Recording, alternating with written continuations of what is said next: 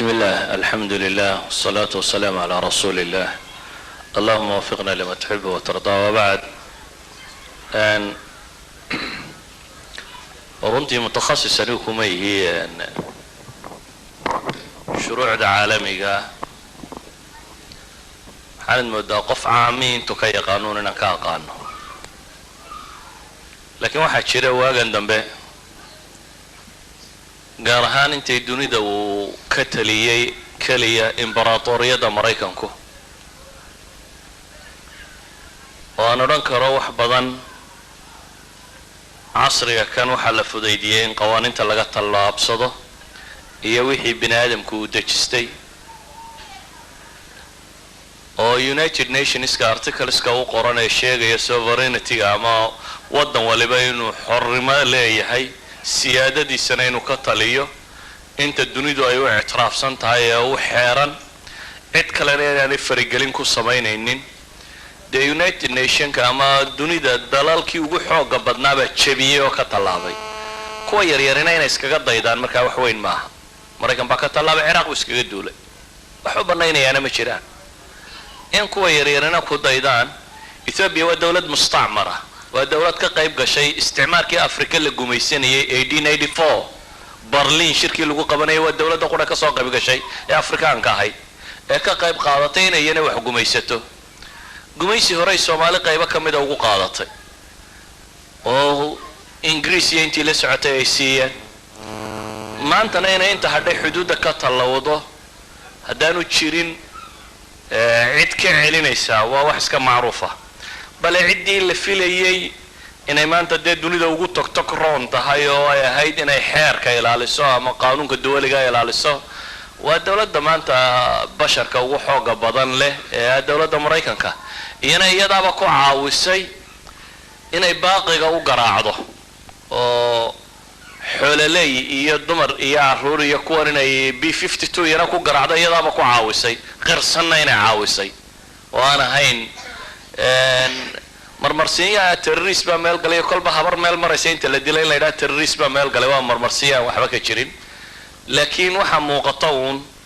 Ethiopia cidna wax may weydiinin xuduudda waa ka soo talawday xoog baan kaga soo talawday haddana cidna wax ma weydiisay xoog bay ku wadaa inta aanay qoriga ku wadina qalinkay ku amartaa dunidu invasionka ama duulimaadkaasi Ethiopia ay samaysay qaarna waa ku taageereen qaarna waa aamuseen qaar waa ku taageereen oo Mareykanka iyo inta la socota waa ku taageereen qaarna waa aamuseen oo silence-ka United Nations ka dhexdiisa aamusku aamusay ama OAU aamusay OAU United Nations kuna waxay leeyihiin UNISOM ama OAS ciidamo kale hal la geeyo laga hadli maayo kuwan ku jira kuwa kale laga wada hadlayaa hal la geeyo kuwa xeerka waafaqsan kuwa kan waafaqsan laakiin United Nations baan ka hadlayn OAU baan ka hadlaynin Arab baan ka hadlayn cid kale aan ka hadlaynin dunidu maanta waa power xoog baa la isku wadaa qaanuun ciidiisu ma hagtiya kitaabtoona ciidiisu ma farto qaanuun waxa ugu dambeeyay Guantanamo qaanuun ku dhinta Mareykanku iyadoo dunidoo dhammaan arkayso ayuu sameeyay meel out of law out of humanity meel aan xeerna qaban bini'aadamnimadana ka baxsan dadkana lagu gumaysto oo dunida ku taala wadanka gudihiisa dastuurkii uu ka saaray kharij ardihi buu dhigay caalamkoo dhami waa arka waxa fiican in la xidho iyo waa soo xidhaynaa iyo warkaasi waa warun la isu sheegayo laakiin it's out of law idan haddii wadankii ugu xooga badnaa ee dunida u sheegay inuu dimuqraadiyad iyo xorriyad iyo wax raadacaynayo hadduu isagu sidan yeelayo gela duqdiisu durdurisay bay Soomaalidu yiraahdaan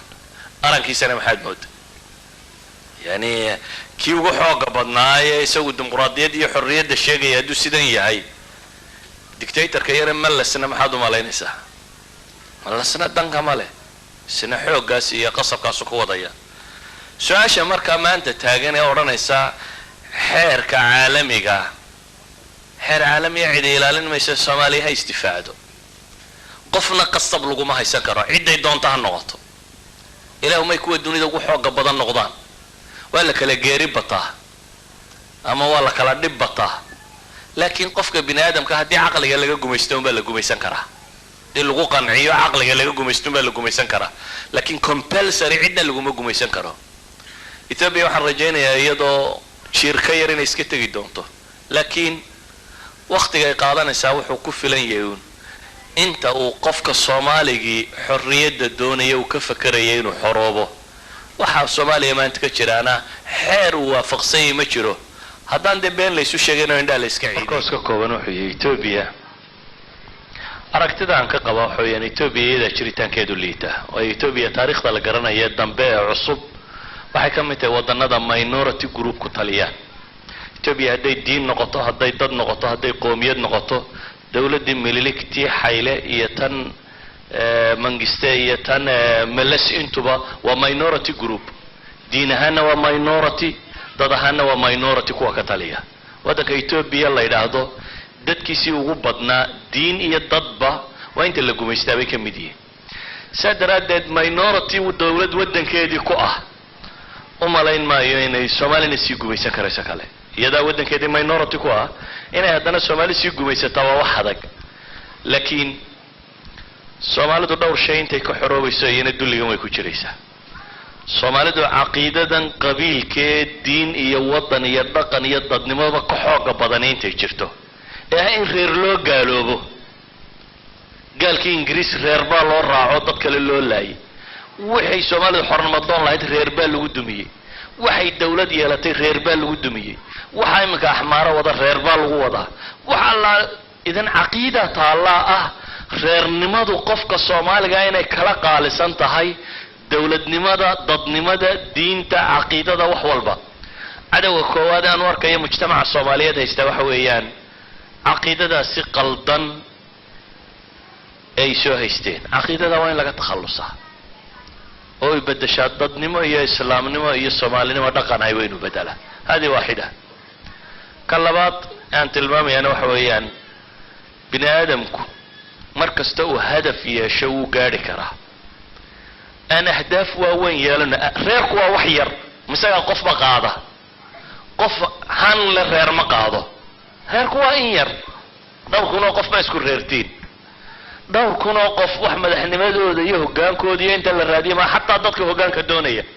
waxa ay inuu hanjiro hanweyni inay dadku yeeshaan oo ah war dunida inaan wax ka bedel ka fakara geeskii yaraa inaynu sii tunno intaynu ka fakarayno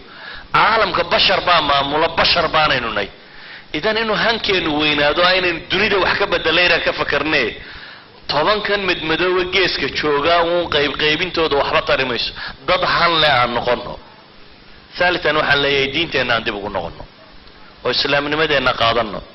رابعاً وحلا يدت كان أنت مدوه بكران هم مدوه بان وحلا سكوت ضيو ورهدي وحين كوكا قيب سنة شرا وحين وداقنا شروك بدن وحين وداقنه أو بدن بشرا إنها سوى حنسلاية هدي dadku ay ka fakaraan oo si ballaadan uga fakaraan wax badan baa la qaban karaa laakiin inta fikradu ku kooban tahay reer hebel dhulka ma geliye hadda reer hebelkan dhulka wax gelinaya isagu waxba ma helo waa inuu ka kala dhinto waxaan uu ku faraxsay haddii xataa reerku wax noqon lahaa waxba bay noqon lahayd reerkan kaluun baa dhulka gelisay adigu waxba kuma kordhin ciidu ma kaasi dhimatay laakiin baga ma iga dhimasho badatay weeyaan intii doonina shamba anaga naga dhintay idina boqol baan idinka dilay war boqol iyo shan Soomaaliya ma ciida hoos marisay waxba kale ma kordhin idan waxaan aan ku koobaya wax weeyaan haddii han iyo islaamnimo iyo fishan iyo qiyaadaad aragtida leh ay soo baxaan waa wax fudud in wax la bedeli karo xaaladkeen ku noolay xaalada ka xun baana dunidu soo marto wax laga bedelay wallahu a'lam